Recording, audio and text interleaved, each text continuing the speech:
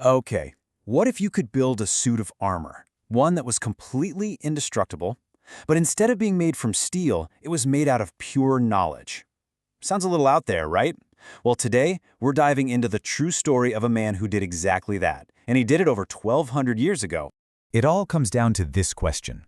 How does an outsider win when the whole world seems to be ruled by who your parents are?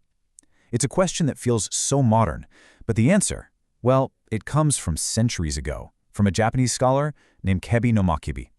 His life is basically a playbook for anyone trying to succeed when the rules are stacked against them. And his story, it starts in a world defined by a single, pretty brutal reality. So, to really get our hero, you've got to understand the world he lived in. We're talking 8th century Japan. It was a time of huge, massive change. But at the same time, the social rules were just incredibly rigid. And you can really see the power dynamic of the whole era right here. On one side, you've got the Tang Empire in China. I mean, this was a global superpower, the source of all the most advanced technology, science, culture, the whole shebang. And on the other side, you've got Japan, this young, scrappy nation just desperately trying to learn, to catch up, and to modernize. But here's the catch. Back home in Japan, all this ambition of modernizing was hitting a massive wall. And that wall was a brutal class society. See, a few powerful aristocratic clans held all the cards. It didn't matter one bit how smart or talented you were. If you weren't born into the right family, you hit a hard glass ceiling. Your entire future was basically sealed the day you were born. And this is where our guy, Kibi no Makibi, finally enters the story. He was from a regional clan, an upstart from the countryside in the eyes of the fancy elites. But he had a mind that was just impossible to ignore. So Makibi gets chosen for this incredibly important and unbelievably dangerous mission. He became what was called a kentoshi. Now you should think of these guys as kind of like the intellectual astronauts of their time. They were sent on this terrifying journey to the center of the known world, all to bring back the knowledge that could literally shape their nation's entire future. And when I say the journey was dangerous, I am not kidding. The estimated survival rate for crossing those stormy seas in their little wooden ships was just 50%. That's a coin toss, a literal coin toss, to decide if you bring back world-changing wisdom or you just get lost to the sea forever. It's wild. Makibi didn't just survive the journey, he absolutely thrived. For 17 years, 17, he lived in the Tang capital and just soaked up everything like a sponge. Military strategy, astronomy, law, even music, you name it, he mastered it. He became an expert in the world's most advanced knowledge before he finally headed home. But, coming home wasn't the end of his struggles. Makibi basically walked into a whole new kind of battle. All his modern, practical knowledge made him super valuable to the emperor, who was trying to push things forward. But to the old guard, those privileged clans, oh, he was a massive threat. And this right here, this was the central conflict. On one side, you've got Kibi no Makibi. His weapons are merit and knowledge, and his goal is to modernize Japan. And on the other side, the super-powerful Fujiwara clan. Their weapons? Lineage and privilege. Their goal? To keep things exactly the way they've always been. It was nothing less than a battle for the soul of the entire nation.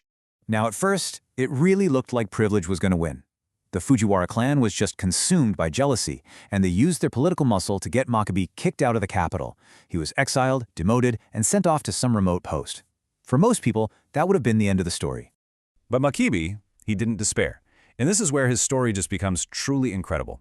He was exiled, sure, but he didn't just fade away. He adapted. This wasn't an exile for him, it was more like a strategic retreat. He completely weaponized his obscurity, using all that time away from the capital's drama to master the art of regional defense. He turned his remote post into a fortress. So years later, when a massive rebellion erupts, and get this, it was led by a member of the very clan that got him exiled, the court totally panicked. Who could they possibly call? Well, there was the exiled scholar. Makibi was recalled, and he used those advanced military tactics he learned in China to just completely crush the rebellion. I mean, it's just incredible. And nearly 70 years old, the man that everyone wrote off as just a bookworm proved he was also one of the nation's greatest military strategists. After that victory, he was promoted to one of the highest ranks in the government, completely shattering that glass ceiling once and for all. So how did he do it, right?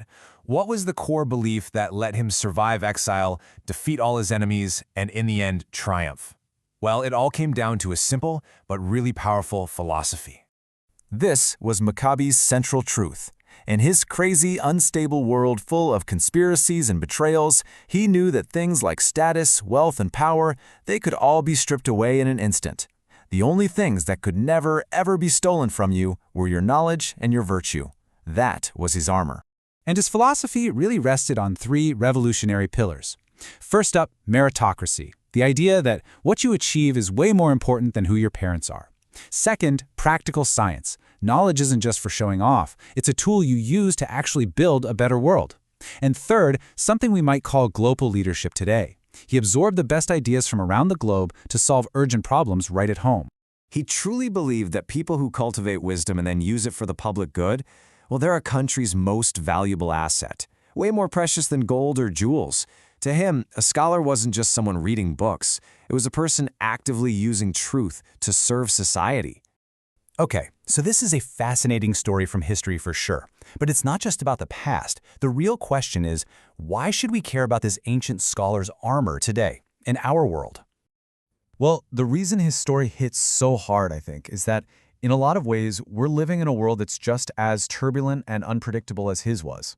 I mean, just think about it. We're dealing with the rise of AI, rapid globalization, constant career instability. Whole industries are being completely transformed, and the jobs and the social status that we once thought were so secure, they're being redefined right before our eyes. It's an era where, a lot like in Makibi's time, your position isn't guaranteed by your job title or your company anymore. You know, Kibi no Makibi's survival strategy actually has a modern name. It's called learning agility. It's the ability to just continuously learn, adapt, and apply what you know in new and changing situations. When he was exiled, he didn't cling to his old identity as a court scholar. He built a new one by learning about defense. When a rebellion broke out, he applied military knowledge he hadn't used in decades. This is the skill that makes you indispensable no matter where you get planted. This is the armor for our time. And that really brings us to the final question, the one for you. In a world that's changing faster than ever, Kibi no Makibi's life is kind of asking us to look inward. Your job title, it can disappear. Your company, it can pivot.